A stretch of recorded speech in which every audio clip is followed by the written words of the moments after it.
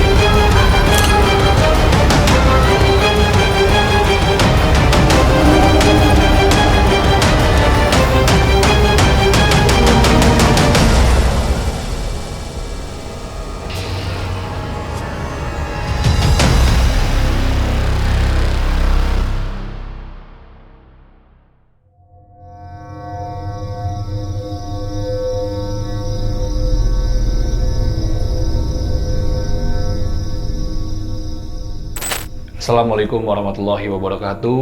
Selamat malam teman cerita dan pemirsa dimanapun kalian berada. Bertemu kembali di podcast Waktu Malam. Bersama kita bertiga di sini, gue Nino, gue Riza, Dan gua Johan. kita akan sharing tentang pengalaman-pengalaman horor dari kita sendiri maupun dari teman cerita semua. Ya. Dan kita ingatkan untuk teman cerita yang ingin berpartisipasi di podcast Waktu Malam bisa mengirimkan ceritanya lewat email maupun DM Instagram. Yep.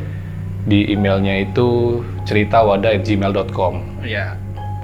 dan di Instagramnya @wadahcerita_ gitu ya. Jadi format ceritanya ini sebenarnya bisa pakai voice note. oh bisa. Nah, jadi nanti di sela kita bercerita, kita nanti bisa putarkan rekaman suara yang teman cerita, ya kan? Atau Kita bawakan ceritanya itu. ya tulis saja pakai teks gitu loh. Atau bisa juga pakai video gitu loh, kayak selfie, video Iya, selfie iya, gitu. iya, iya. Jadi dia ceritanya pakai apa namanya, berupa video gitu loh, gambarnya gitu. Oke. Tinggal nanti pilihan dari teman cerita sendiri mau seperti apa. Siapa tahu kan memang ada yang berpartisipasinya di luar Lampung misalkan, gitu Iya, kan. betul. Jadi pengen ikut gabung kirim ceritanya susah, ya udah kirim begitu aja. Kalau gue sendiri sih beberapa hari yang lalu itu ada yang cerita langsung dan mungkin nanti bisa kita bawain lah gitu ceritanya ya. Oke. Iya. Kita mengucapkan terima kasih juga untuk para sport kita yang sudah memfasilitasi peralatan dan juga tempat ya, yaitu Metric Entertainment. Dan kita ingatkan juga buat teman cerita yang ingin bisnis Ya. atau ingin kemudahan dalam bertransaksi pulsa gitu, bisa menggunakan Metric Center. Ya. Nah, jadi tinggal bisa download di Play Store, registrasi nomor telepon dan persyaratan lainnya, udah bisa langsung digunakan.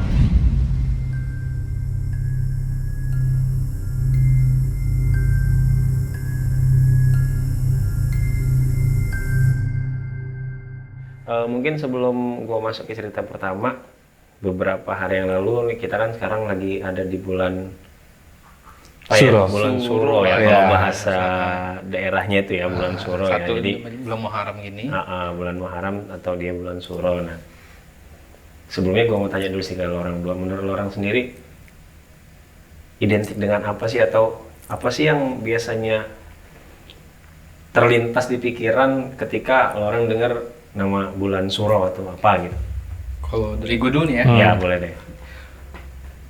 Di mindset gua ini emang kan udah tertanam dari dulunya ya, kalau bulan Suro tuh kayaknya hal-hal yang gaib itu tuh bukan terdengar sih, terasa lebih kental lagi gitu.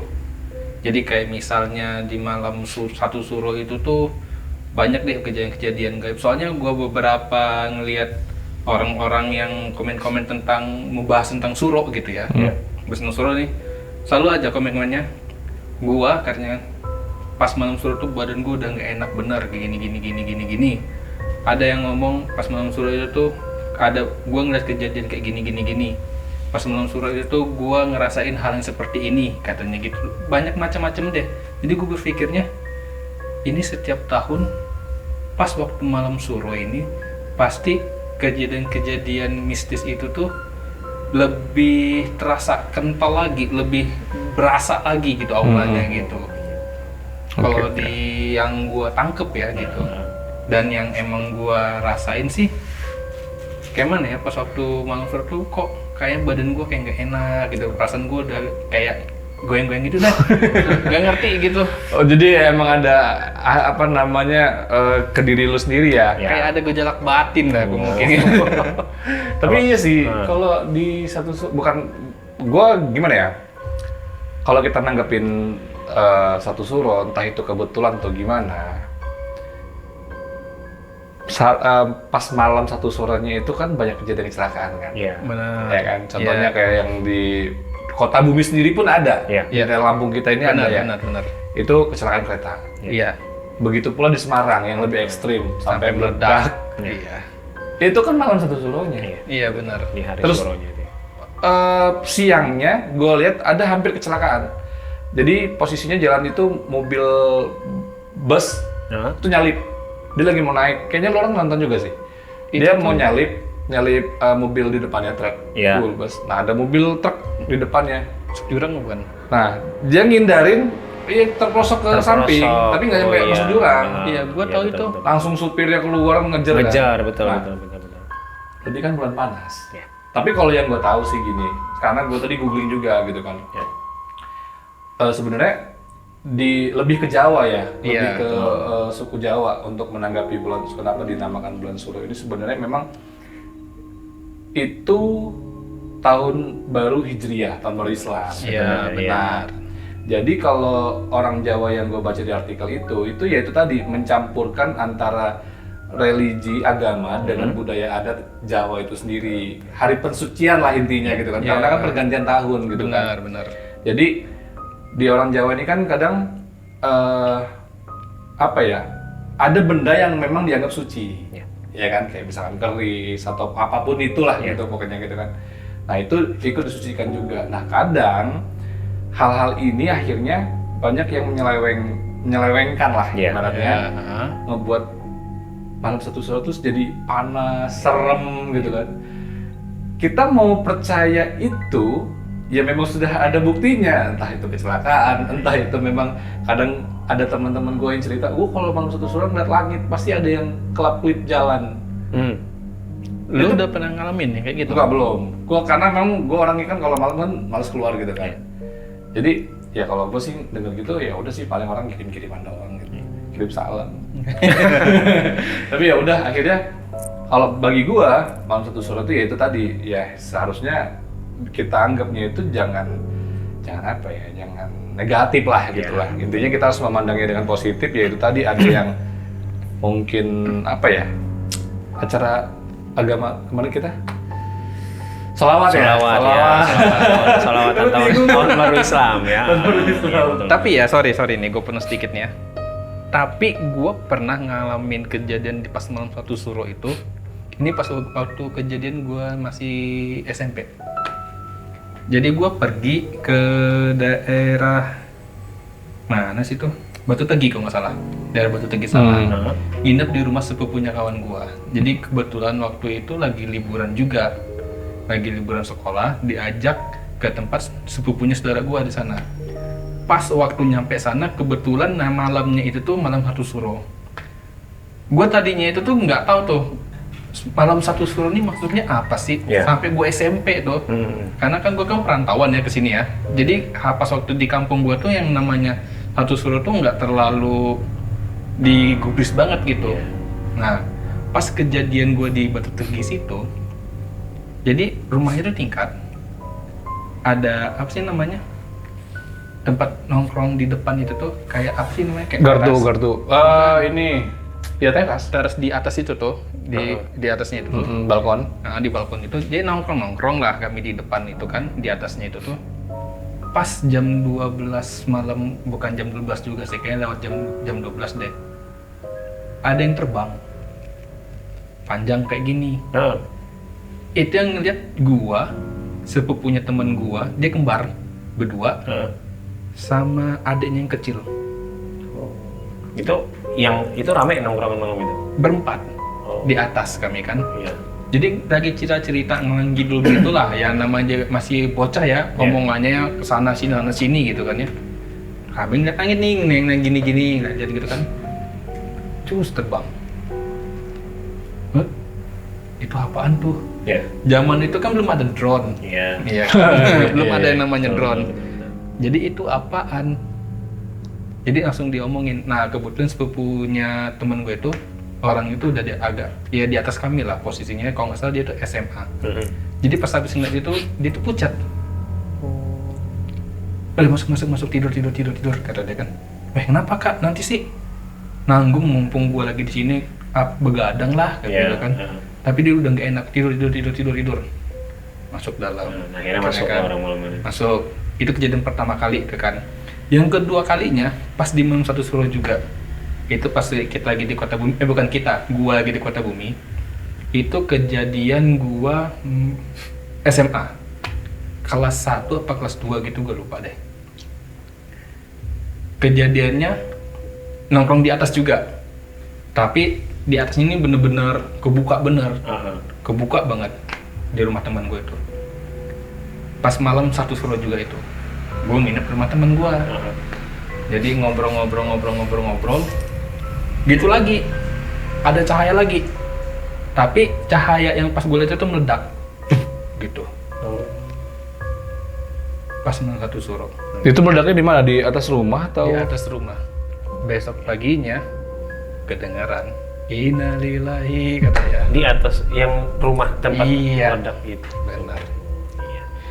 Ya, jadi sebenarnya ya balik lagi kayak omongan tadi mungkin ya, sebagian dari kita mungkin mindsetnya aja sih yang sudah kebawa ya masalah satu suro gitu. Dan untuk kita sebenarnya ya nggak boleh pula sih terlalu kebawa ke sana. Iya benar. Mungkin kalau untuk sebagian warga atau suku di daerah Jawa sana mungkin dia kental banget tuh masalah satu suro kan. Nah kita karena di Sumatera ini sering ngedenger atau apa, jadi ikut-ikutan kebawa masalah pikiran kayak gitu kan. Dan sebenarnya kalau kita mau alihin antara kita bandingkan antara religi dengan kebudayaan. Ya kalau dari kebudayaan tadi disebut dia satu suro kan, terus kalau dia dari religi, dari agamanya kan dia tahun baru Islam sebenarnya. Benar. Oke, kita lanjutkan tadi cerita pertama Oke, lu tadi betul. kan. Nah, jadi Iya.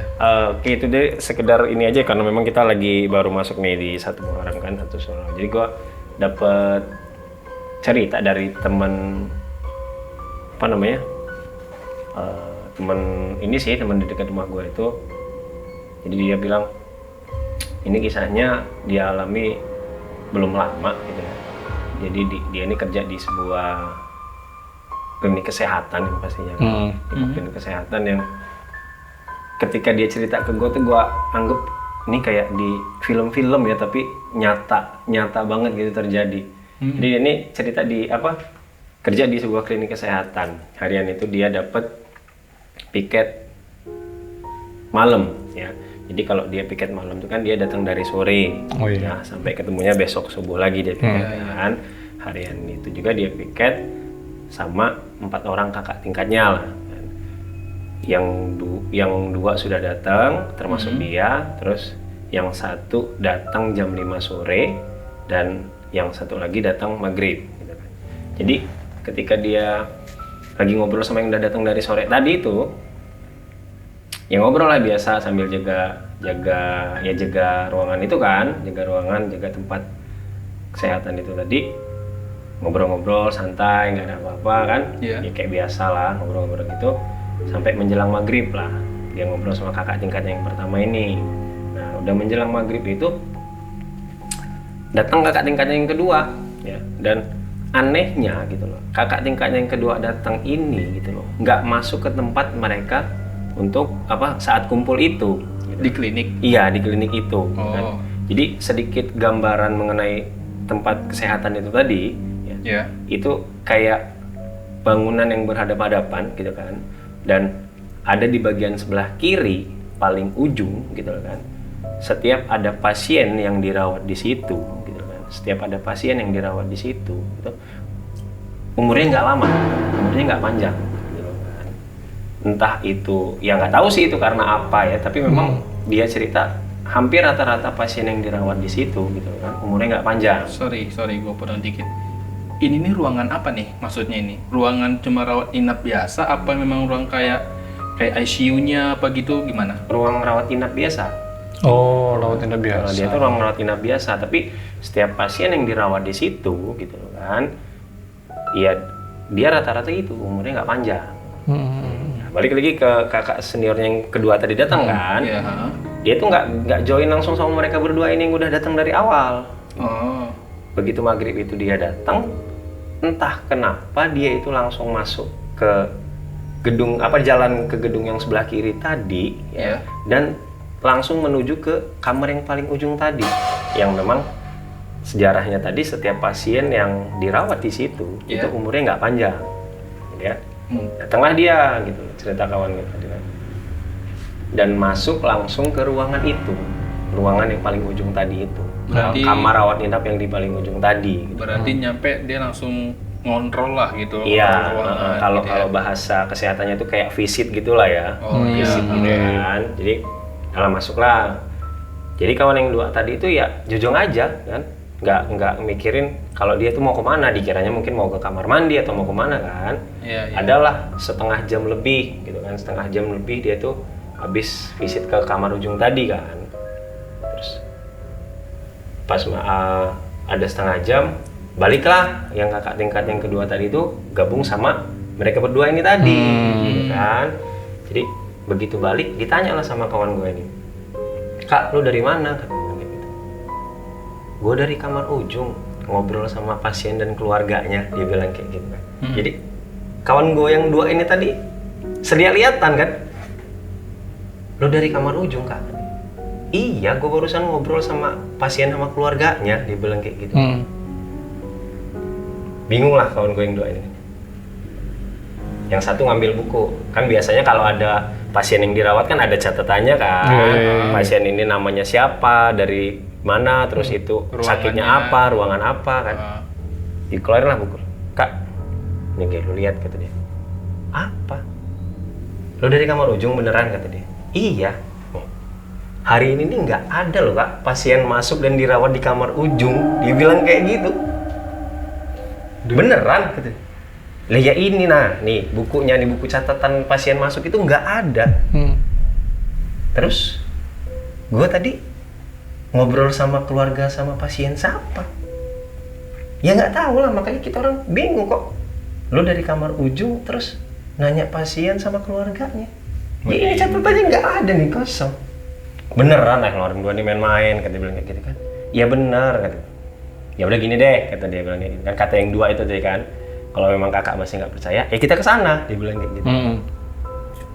Ya mungkin yang dua juga sudah agak parno lah ya, karena dia orang ngerasa nggak nyatet ada apa-apa pasien masuk kan. Yang satu ya masih dengan PD-nya gitu kan, dia karena tadi dia ngerasa habis ngobrol sama pasien dan keluarganya itu. Nah akhirnya bertiga mutusin lah ngecek ke ruangan itu. Ya. Masuk ke ruangan itu, iya kosong, nggak ada. Terus lu tadi ngobrol sama siapa kak? Kata yang dua ini tadi, ya gue tadi ngobrol sama pasien dan keluarganya, gue nanya-nanya dia sakit apa. Ya ini sekarang kosong buktinya kak, jadi lu tadi ngobrol sama siapa? Dia bilang kayak gitu kan, dari situ pucer lah mereka bertiga ini kan. Akhirnya balik lagi ke ruang kumpul tadi, ya nggak bisa ngomong apa-apa. Merinding aja. Wih, parah. Merinding parah. Sampai buset, ya makanya gue bilang tadi, kok kayak di film-film ya, gue bilang kayak gitu. Dan ini real banget, dia nggak, memang dia bilang asli ini pengalaman gue paling nyata banget. Dia kawan gue tuh bilang kan, kakak tingkat gue datengin kamar ujung dan visit ngobrol sama pasien dan keluarganya. Catatan bukunya nggak ada, dan begitu kami datengin kamar itu kosong. Nggak, tapi yang mengalami itu dia nyeritain nggak, dia cerita apa, keluarganya seperti apa, bentuk muka mereka seperti apa. Kan kadang kita ada perasaan penasaran gitu kan. Dan dia juga yang mungkin ngeliat itu langsung refleks, iya loh ini orangnya ada 5, terus bapak ibu gitu-gitu. Iya, gimana tuh? Dia nggak sempat cerita, yang pastinya dia bilang ada pasiennya dan ada keluarganya, dan kayak pasien biasa gitu loh, kayak pasien dan keluarganya biasa. Nggak ada tampilan-tampilan yang aneh gitu loh kan. Jadi makanya dia dengan enjoy-nya saat itu visit, ngobrol sama keluarga itu, dan dia balik nemuin kawannya yang dua tadi. Nah, terus ini di tempat kesehatan itu ruang rawat inapnya ada berapa? Ruang rawat inapnya ya lumayan. Satu ya? Enggak, lumayan banyak karena dia itu kan kayak yang gue bilang tadi, dia kayak gedung hadap-hadapan gitu loh, mungkin kayak sekolah hadap-hadapan gitu kan. Nah ini dia di bagian yang sebelah kiri dan paling pojok. Paling pojok sebelah kiri. Tandain, pokoknya paling pojok. Iya, kita nggak tahu tempat kesehatannya di mana. Ya, penting jangan. Jangan di pojok lah intinya ya. Kayak gue bilang tadi kan, kok kayak di film-film ya, tapi nyata. Nah dari situ, ya memang kalau balik lagi ke historinya kan, setiap kali ada pasien yang dirawat di situ, memang umurnya nggak panjang. Tapi sekeluarga loh. Nah itu dia yang nggak habis pikir, dia sekeluarga. Masa sih sekeluarga jadi hantu semua yang ngomong meninggal di satu ruangan itu? Iya. Tapi nggak tahu juga ya. Juga sih. Siapa tahu kan dari pasien-pasien yang memang umurnya nggak panjang, harian itu mereka berkumpul di situ. Siapa tahu. Itu kejadiannya satu suro. Oh bukan kemarin-kemarin ya? Iya, kemarin-kemarin sebelum satu suro malah. Gitu. Aduh, seru juga ya. Iya. Jadi takut dirawat inap. Mending nonton di rumah aja. Tapi jangan sakit. Jangan sakit. Oke. Nah, ada juga nih, gue mirip kejadiannya seperti yang diceritain sama si Rija. Jadi itu ya, tapi bukan dari gua. Ini cerita dari kakak gua sendiri. Jadi waktu zamannya dia masih kuliah, gitu kan, tinggal di Bandar Lampung lah, salah satu kosan. Ya kalau dibilang kosan itu terkenal lah untuk wilayah Bandar Lampung, kosan itu terkenal karena tempatnya strategis banget sih. Jadi di tempat kosannya itu tingkat, kosan putri, khusus cewek semua. Ayu gua itu tinggalnya kosannya di tingkat di atas. Di atas tuh kalau nggak salah gue pernah lihat cuma ada 4 kamar kalau nggak salah. Gue lupa posisi kamar Ayu gue yang di mana. Ini langsung ke inti ceritanya aja ya. Jadi temennya Ayu gue ini pernah waktu itu pengen ngambil barang yang dipinjem sama temen kosan di sampingnya gitu. Kejadiannya itu kalau nggak salah maghrib. Jadi dia mau ngambil apa, gue lupa ya. Taruhlah misalnya mau ngambil sendok atau piring gitu deh, ya kan. Jadi dipanggil. Ini kalau gue sebut namanya pasti orang tahu lah ini. Tapi nggak usah sebut nama ya kita ya. Dipanggil lah. Ses gitu lah, panggil ses gitu ya misalnya. Ses gitu kan. Gue mau ngambil piring gue dong, gitu ya kan. Ya masuk dong dia ke kamarnya itu kan. Ditanya ya kan, mana piring gue? Itu di situ tuh. Nah diambil dong, sama dia masuk ke kamar itu. Ini ada nih orang ini, gue ambil ya. Ya pas dia keluar, ini si perempuan baru datang.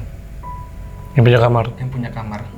Dia baru apa ya, istilahnya turun ke bawah untuk ke warung depan di kosan dia itu. Jadi kata dia, lo ngapain? Ya kaget dong. Yang ngambil mangkok ini nih, yang ngambil piring ini nih, kaget dong. Lo bukannya tadi di dalam? Lah, enggak. Gua ke bawah ke warung. Kok lo masuk kamar gua sih? Jadi di dalam tadi siapa? Dibuka lagi, nggak ada. Ya langsung ngecek lagi dong, nggak ada. Apaan sih katanya kan? Langsung udah pokoknya jadi diem aja, langsung ngibrit masuk ke kamarnya. Yang punya kamar nggak tahu nih kejadiannya seperti apa. Oh, nggak dikasih tahu? Nggak dikasih tahu. Dia maksudnya kan kejadian di tempat dia. Iya sih, takutnya kalau dikasih tahu dianya parno ya. Iya. Dan itu sering kejadian. Nah, anehnya itu selalu apa ya, gimana ngomongnya? Selalu menyerupai tentang sisters inilah. Sisters ini. Makhluk itu? Iya. Mulai wujud dia, suara dia. Jadi ya kalau mungkin beberapa orang yang kalau dulu tinggal kos-kosan itu tuh kalau lagi gabut gitu ya, pasti adalah kerja-kerjaannya antara kamar si A dan kamar si B itu kegabutannya itu seperti apa gitu kan ya. Jadi pernah saut-sautan lah. Sampai akhirnya main gedor-gedoran gitu. Gedor-gedoran tembok.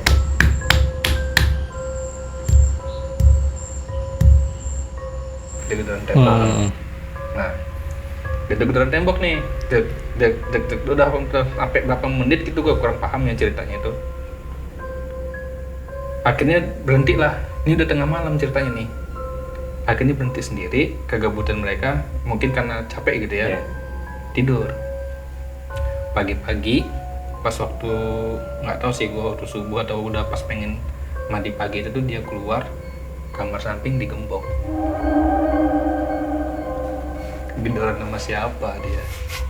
Saut-sautan semalam sama siapa dia? Tapi dia konfirmasi nggak dia emang nggak di situ? Apa? Orang temennya lagi balik kampung. Bisa aja kalau balik kampung jam-jam 2, jam 3 gitu. Nggak setengah malam. Jam 2 malam. Iya sih. Nah itu masalahnya. Udah gedoran gitu ya. Gedor-gedoran, saut-sautan, dan selalu menyerupai tentang dia. Sisters itu tadi. Sisters itu tadi.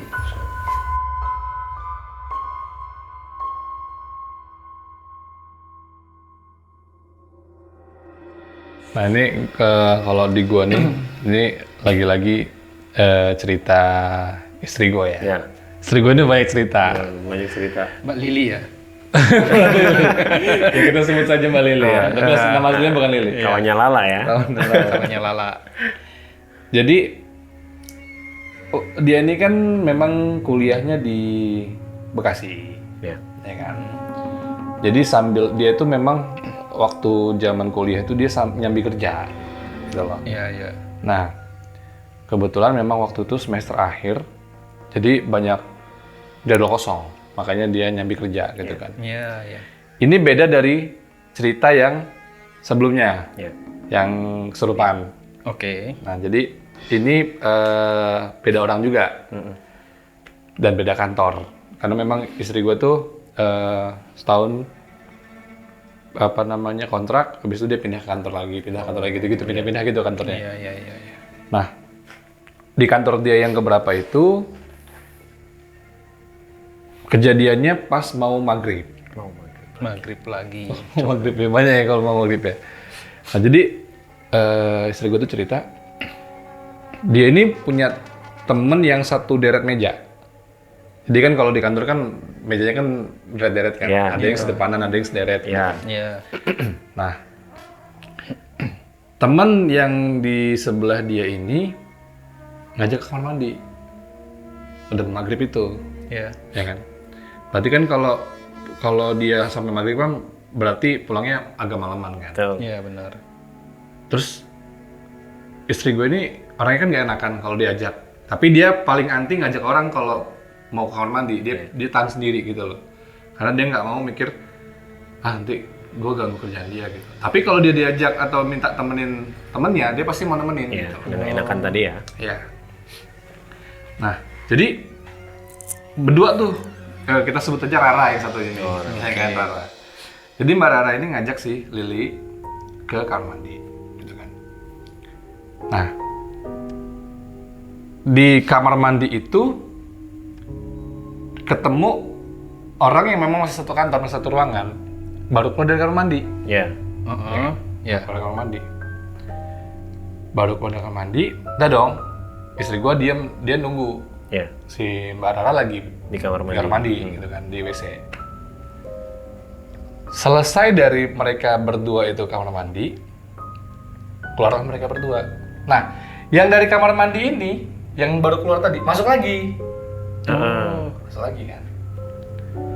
Nggak lama dia masuk, dia teriak. Oh, jerit dalam kamar mandi. Paniklah satu kantor tuh. Wah, jerit. Pada kesana semua. Ini ngomongin ceritanya nih. Jadi, habis pada masuk itu, jadi dia udah duduk di apa sih? Pojokan. Di pojokan lantai gitu. Mukanya pucat pokoknya. Kayak Pokoknya ketakutan iya, gitu ya. ketakutan gitu lah intinya gitu kan. Jadi udah ditenangin dia, dikeluarin dari kamar mandi kan, dikeluarin dari kamar mandi. Setelah dari situ ditenangin, baru cerita, Mbak, emang ada apa di kamar mandi? Gitu. Iya, saya itu ngeliat ada cewek jilatin pembalut.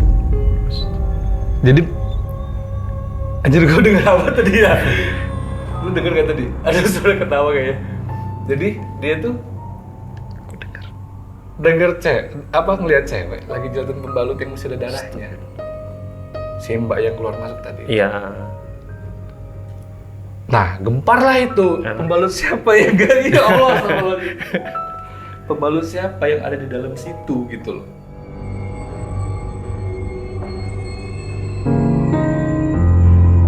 Jadi HRD-nya itu masih pengumuman siapa yang buang pembalut asal-asal nggak dicuci gitu kan, di kamar mandi gitu kan.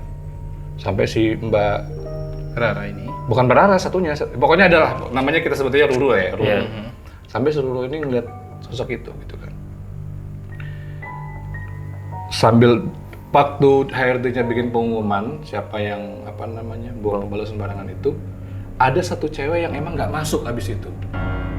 Jadi kan tuh kejadiannya kan sore tuh, mau pulang lah ya malam itu ya, terus maghrib itu kan.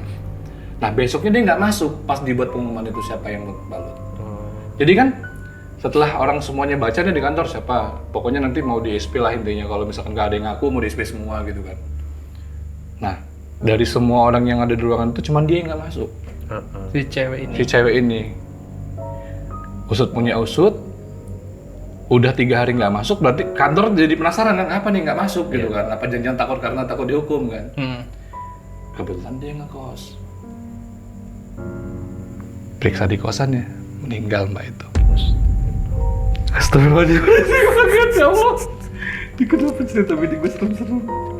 Lu denger nggak tadi? Iya gue denger cuy, makanya kata gue, Lu denger nggak sih? Enggak, tadi? gue enggak. sumpah gue dari sana tadi ya. Ya Pak Jumadi? Enggak. Nggak masuk ya? Gue denger sumpah tadi. Gue Gitu. enggak dengar. Suara ketawa sebentar. Iya, makanya kata gue lu denger nggak tadi kan? Sampai gue berhentiin kan cerita gue kan? Iya, suara sebentar. Jadi Tunggu bentar. langsung ya apa ya? Mungkin ya lagi-lagi kan Nggak memang berhenti coy. Nggak berhenti gua. jadi kan mungkin memang benar-benar nggak ini ya apa bener-bener buat pelajaran juga nih buat cewek-cewek ya. Iya betul. Kalau misalkan memang lagi dapat gitu, Iya. jangan sembarangan. Kalaupun mau dibuang dibersihkan terlebih Dibersihkan dahulu. dulu, betul.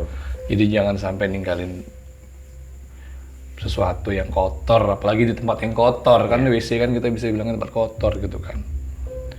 Gue denger itu langsung, itu ada di wadah cerita, itu dan istri gue yang cerita itu gitu loh. Kalau lu dengernya lebih mantep lagi itu audio only, tapi gue ngegambarin itu kayak yang apa ya, pantangan yang mungkin sebagian orang anggap itu alay mitos gitu kan. Betul. Itu tuh ada gitu. Orangnya ada meninggal juga orangnya gitu. Iya loh, gue juga emang pernah lihat, bukan ngeliat sih sebenarnya, lebih dapat cerita juga sih bapak, bukan cerita lah jatuhnya itu, dikasih tahu gitu kan ya.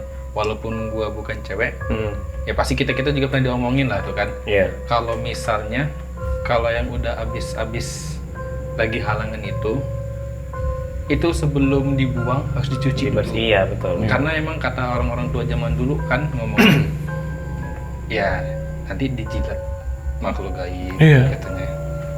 Makanya gue ini ada lagi nih cerita lagi. Ini gue lagi nih. Iya. Sama Rizal lagi nih. Enggak, terus. Tapi memang mungkin sebelum lu lanjut cerita, salah satu efek dari ketika lo buang pembalut yang masih kotor dan sampai ditemukan atau apa kayak tadi dipegang sama makhluk halus dan sampai dijilatin kayak gitu, ternyata efeknya fatal kan gitu kan. Jadi ketika lo denger itu mitos, tapi barusan lo denger cerita ini atau nanti lo buka channel wadah cerita itu gitu kan, itu efeknya fatal banget kan, pertaruhannya sampai ke nyawa bahkan kan. Jadi wanti-wanti banget ya untuk cewek-cewek ya, atau apa ya, cewek-cewek khususnya lah. Jadi ketika kayak gitu memang udah harus dibersihin dulu deh gitu kan. Apalagi kalau memang lu di toilet umum, jatuhnya kan toilet kantor kan. Iya. Lu nggak tahu sejarahnya di situ kayak mana, ada makhluk apa aja di situ gitu kan. Dan walaupun di rumah juga ya usahakan dibersihkan dulu lah gitu kan. Sebersih-bersihnya mungkin baru lu masukin ke tempat sampah atau kayak mana gitu kan. Oke, nah ini ceritanya teman kita yang ngalamin, dan mungkin nggak sampai seminggu baru lah ceritanya. Ini ceritanya singkat dan mungkin udah di-share juga di grup, tapi gue mau sharing ke teman cerita ya. Oke.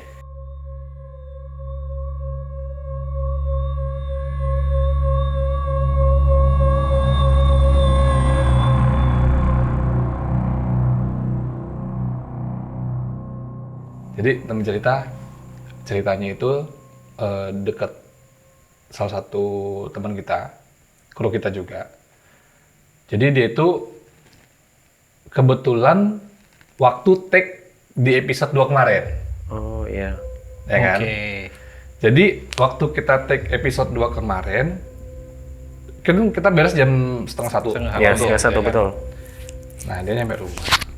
Terus tiba-tiba diceritain lah kegemparan yang ada di komplek perumahan dia itu. Jadi nggak jauh dari rumah dia itu ada gimana ya, halaman. Gue nggak bisa bilang lapangan ya, karena dia dibilang lapangan dia terlalu kecil, tapi dibilang halaman cukup besar. Cukup besar gitu, dibilang halaman cukup besar. Nah, jadi halaman itu lebih banyak tanah kosong gitu kan. Nah, diapit 2 rumah, dia agak masuk ke dalam. Di situ ada pohon besar, ada ayunan, dan ada mobil parkir di situ. Ya. Jadi kayak gardu gitulah, kayak semacam garasi tapi kayak dibuat gardu. Ada tempat duduk dibuat dari anyaman-anyaman bambu, gitu kan. Nah, di situ lagi nongkrong anak-anak. Itu anak-anaknya itu kelas 1 SD lah. Kelas 1 SD, kelas 2 SD lah, gitu kan. Masih umur 6-7 tahun. Bocah banget lah. Bocah banget. Iya, betul. Lagi adu-aduan spek kamera. Bagus-bagusan kamera handphone. Bagus-bagusan spek kamera kan. HP lu bisa nggak moto ini? Wah, nggak terang kan? HP gua nih terang. Alah, HP lu gelap gini. Motoin ke arah pohon yang memang ketutupan mobil. Iya. Jadi ada mobil parkir di situ yang punya rumah. Iya. Sebelah rumah parkir di situ. Jadi ketika ada satu anak moto, langsung keambil gambar Mbak Kun gitu kan, belakangnya. Betul. Jadi kapan mereka lihat, apa ini? Di zoom dia, pada tabur tuh. Itu bocah-bocah tuh ada sekitar 4-5 orang lah kata dia tuh kan, tabur. Yang bikin gue tambah merindingnya lagi, kapan gue lihat, gue kasih ke orang Indigo, temennya istri gue lagi, astagfirullahaladzim, banyak bener ya. Ini mah bukan satu, gitu deh. Ini ada 5 tadi ya. Jadi yang gambar yang dilihat di situ itu mungkin yang jelasnya satu ya. Tapi kapan Indigo ngeliat ini 5, nih lihat nih katanya. Jadi nanti gue kasih fotonya di situ, teman-teman bisa lihat sendiri. Jadi mungkin ini gue live aja di sini ya sama kalian ya. Boleh. Mungkin orang nggak terlalu apa ya, sabar. Nah ini ya. Ini nih apa ini? Iya ya. Oh, astagfirullahaladzim. Ini satu yang besar. Bersih ya? Ini yang paling bahaya kata teman istri gue yang Indigo. Ini yang paling bahaya. 1, 2, ini. Sini ada lagi di sini kosongnya. Kalau lu mati bisa ngeliat. Tapi lebih kayak gini ya, kayak cahaya kecil gini. Ya, yang kecil tuh ada tuh. 3 ya. Ini salah satu yang di lampu dibiasin juga ada. 4. Sama di sini satu lagi. 5. Jadi baris foto. Aduh, ngeri dah ini pokoknya kalau itu tag-nya mereka adu-adu spekan handphone tuh bukan waktu maghrib tapi ya? Malam setengah 9. Tapi memang di tempat itu historinya ya dulu bekas memang ada pohon apa ya kata temen gue itu ya, dia tuh pohon randu apa ya yang nggak bisa ditebang. Mungkin orangnya nggak mau ditebang atau emang pohonnya nggak bisa ditebang. Jadi pernah ada cerita juga di situ, masih di situ lah. Kan ada ayunan tuh gue bilang. Iya betul. Ya kan, ada ayunan. Pemancing, kan kalau orang mancing kan biasa pulang malam. Iya. Jadi kebetulan ada orang mancing, baru mau pulang. Jam 11 lewat lah, pokoknya setengah 12-an. Dia pulang bawa sepeda. Ya kan? Lewat jalan situ dia ngeliat, tuh. Kok ada anak kecil mainan di ayunan. Tapi dia yakin tuh orang, disamperin lah tuh anak, sambil dibawa sepeda. Hey dek, kamu ngapain main sini sendirian? Kata dia kan. Sendirian dari mana? Ini teman-teman saya banyak, kata dia. Langsung kelihatan semua tuh? Enggak, langsung berhenti, langsung si ininya yang bawa sepeda Yang bawa itu. sepeda yang mancing tadi itu. Gak ada siapa-siapa, udah pulang. Nah dia itu dimarahin orang tuanya, makanya dia main sendiri. Tapi dia ngerasanya main sama teman-temannya sudah rame, anak kecil semua, merinding lagi ya Allah. Tapi memang benar keyakinan si pemancing tadi memang benar ya tuh anak kan? Itu anak. Orang kan? Karena dia gimana ya, dia main ayunan, terus ketawa-tawa gitu, dorong lagi, kedengeran lah.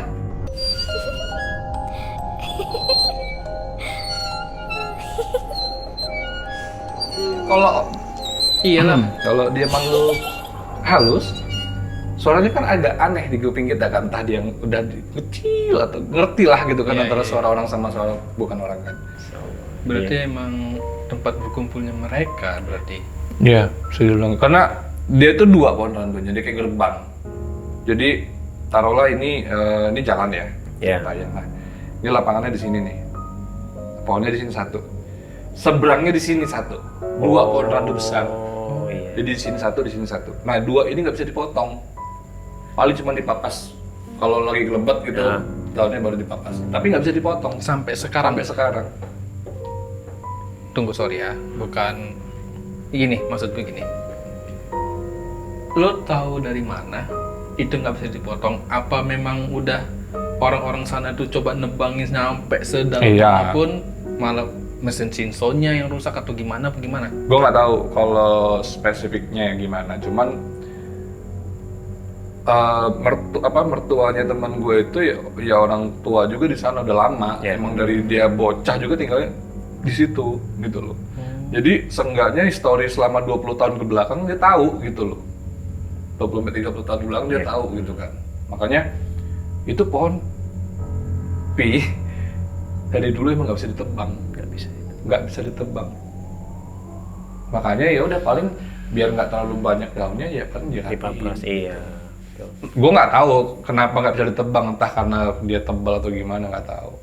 Tapi memang kalau merhatiin lokasi yang digambarin sama Nino tadi, lokasi lapangan, lokasi jalan, dan letak dua pohon yang memang agak berjauhan tapi dia nggak bisa ditebang, masuk akal juga ketika dia dibilang itu gerbang. Itu gerbang mungkin bagi alam mereka. Jadi dia tuh seseberangan gini, sejauhan, di tengah-tengahnya itu jalan dan lapangan itu tadi. Jadi ya mungkin memang gerbangnya itu dan tempat kumpulnya mereka tuh di situ. Wajar aja kalau seandainya tuh pohon nggak bisa ditebang dengan alasan apapun, ya bisa jadi kayak kata lo bilang tadi, Jo, saat pakai sinso tiba yang tadinya sinsonya bagus, tahu-tahu dia rusak, nggak bisa hidup, nggak bisa hidup, atau ketika ada orang mau coba nebang, tahu-tahu apa tangannya sakit atau goloknya rusak atau apa gitu kan, ya bisa jadi. Karena kalau ngeliat gambarannya tadi ya benar, kalau disebut gerbang ya benar. Dia memang tempat itu ya tempat kumpulnya pasti kan. Lu katanya cerita pas maghrib juga. Iya. Nah, sebelum Ada yang lewat aja, demi Allah. Di mana? Depan sana. Belakangnya Jumadi. Situ. Orang ronda bukan? Di balik jendela ini loh. Oh. Oke. Permisi aja lah, mau lewat. Mbah gua. Gue pulang dia sendirian. Nama gua? Gue nganterin Oh lu. iya, nanti dianterin sama dalam tuh. Terus lanjut. Iya, lagi-lagi kan kaitannya dari awal tadi kita ke bulan Suro ya, bulan Suro yang identik dengan hal-hal mistisnya, terus itu kebudayaan-kebudayaan yang ke arah sana, terus beberapa kejadian yang sering terjadi di bulan Suro, dan beberapa cerita kita tadi juga yang terjadi di waktu maghrib. Ya, gue juga punya satu cerita nih yang memang gue alamin benar-benar sendiri, dan kejadian itu memang benar-benar pas waktu maghrib. Jadi kurang lebih sekitar tahun 2019 nih kalau nggak salah kejadian itu.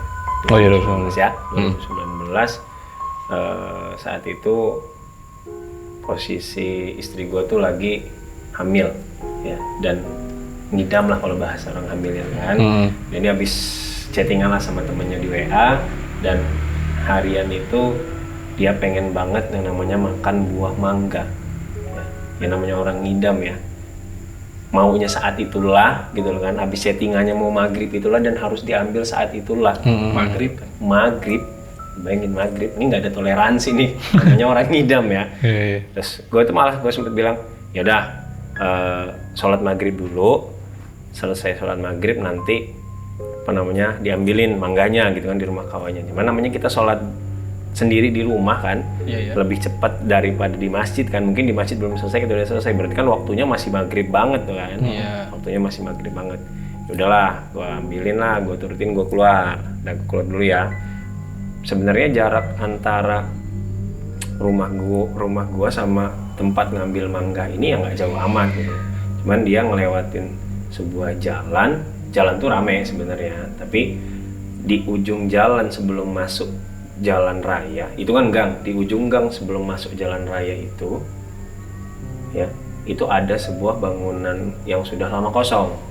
Tapi tadinya gue nggak hirau amat tuh sama bangunan itu kan, karena bangunan itu sebelah kiri, ini gangnya nih begini kan, terus ini bangunannya di paling ujung gang sebelah kiri, depannya jalan raya. Tujuan gue mau ke arah kanan kan, nih, jadi gue keluarlah dari gang itu, gue ambil ke arah kanan. Nggak lama sampailah gue ke tempat teman istri gue tadi kan, untuk ngambil mangga. Sebenarnya agak nggak enak juga karena waktu maghrib, tapi mungkin mereka sudah settingan dan udah disiapin sih mangganya. Nah lah, akhirnya sampai gue ke situ.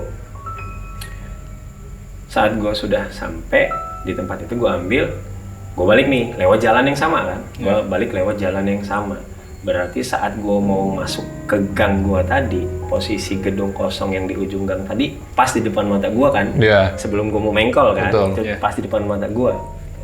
Jadi ketika ya tadi gue anggap ya karena gue sebelumnya nggak pernah tahu histori tentang gedung itu gitu kan, yang gue tahu gedung itu udah lama kosong, bangunan itu udah lama kosong.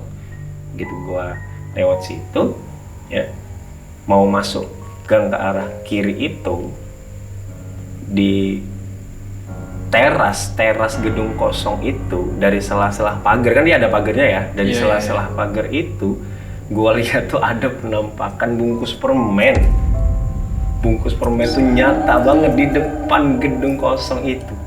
Jadi sambil gua mengkol itu gua ngeliat gua mengkol nyata tuh, gua sempet hadapin gini astagfirullahaladzim, langsung merinding juga nah sama kan merinding juga kan. Jadi dia yang lewat tadi? angin. Serius loh tadi? Ih, malam ini banyak banget ya kayaknya ya. Ya terus. Ya jadi belok lo gue itu. Dan gue yakin tuh bungkus permen banget tuh. Begitu gue masuk kan, karena seketika badan gue tuh langsung merinding ya. Dingin sini gue tuh, terus merinding banget lah.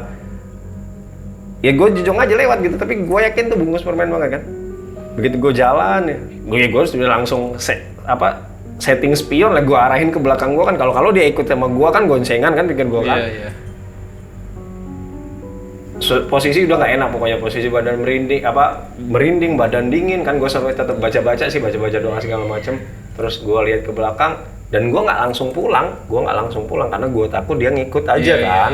Gue muter lagi lah pokoknya, gue muter sampai beberapa kali sambil gue baca ayat kursi, baca doa segala macem.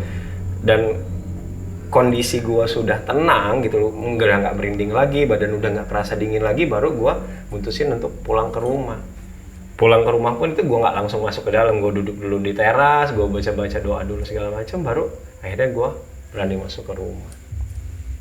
Itu ngadepin belakangin dulu apa ngadep dulu deh? Ngadep ke depan gue tuh, cuman memang nggak tampak, dia itu nggak tampak bener mukanya atau apa, istilahnya mungkin kalau beginilah. Ini gue kan mengkol gini kan, nah dia tuh ngadep ke depan gini ya, ngadep ke depan sana gitu loh, nggak ngadep ke gue tapi ngadep ke depan sana gitu loh kan. Makanya waktu maghrib memang ya benar-benar harus dihindari ya, salah satunya mungkin catatannya ya jangan keluar lah waktu maghrib gitu loh, lewatin sedikit lah dari waktu maghrib, atau nunggu orang-orang pulang dari masjid lah bubar gitu. Kalau gue kan namanya habis sholat di rumah lebih cepat selesai sholatnya kan ketimbang yang jemaahan di masjid kan. Itu sama itu seperti yang di lo mau cerita nggak lo? Bukan, gue sumpah sorry bener nih Jaya, gue nggak fokus dengan cerita lo aja, gue udah sumpah demi Allah gue takut gue. Oke. Maksudnya barusan ini yang kata gue tadi lo. Ya yang lewat. Ya udah. Nggak sih sebenarnya kita ingetin lagi nih buat kawan cerita semua untuk bisa berpartisipasi, mengirimkan ceritanya lewat email ceritawadah@gmail.com atau lewat Instagram kita di @wadahcerita_. Di DM aja. Nah ceritanya itu bisa berupa video ya, atau berupa voice note juga boleh. Itu ada 3 ya, gitu. Yang nggak boleh itu cerita yang nanggung. Bang, saya punya cerita horor, nah gitu doang. Nah, tanggung banget. Bingung kita bacanya gimana, gitu kan? Itu asli horor itu. Itu asli horor buat kita. Horor buat kita yang ngebawainnya. Dan kita juga ucapin terima kasih banyak untuk Metric Entertainment atas dukungannya di konten podcast waktu malam. Ya. Kita juga ingetin jangan lupa subscribe. Ya, subscribe channel Wadah Cerita. Jadi kalian bisa subscribe dan kasih like atau kasih komentar. Iya. Cerita di komentar juga boleh. Boleh. Kalau misalkan mau datang ke sini juga boleh. Boleh. Iya. Kalau jadi narasumber, narasumber atau gestar boleh deh ya. Kayak di episode kemarin kan kita ada narasumber juga. Betul. Tuh. Ya kan? Nah, memang untuk malam ini kita nggak ngundang narasumber. Sebenarnya banyak juga yang mau datang. Gitu. Cuman kita hold karena memang apa ya, untuk yang lebih bikin surprise lah. Iya. Gitu. Lanjut lo aja. Ya sih, jadi ya udah mungkin apa namanya? Udah berapa menit Pak Jumadi? 58 menit. 58. 58 menit. Nah, Bisa kayaknya cerita lagi. Gue bener sama cerita yang pengen lo mau masukin. Cerita Davi. Yang barusan diceritain tadi. oh kayaknya enggak deh, kayaknya cukup enggak apa-apa deh. Udah 58 menit juga. Oke, berarti kita udah ya? Udah. Udah episode ini cukup ya? Kayaknya Johannya sudah nggak enak Sudah auranya nggak nih. enak. Kita mau naturalisasi dulu lah dia Iya. jadi pemain Indonesia. Oke, terima kasih atas partisipasinya teman-teman. Jangan lupa untuk like, subscribe, dan juga komen. Oke. Dan juga follow Instagram kita, sosial media kita dari Metric Ya. maupun dari Wadah Cerita itu sendiri. Siap. Ya. Kita bertiga pamit, sampai jumpa lagi di episode selanjutnya. Oke. Assalamualaikum.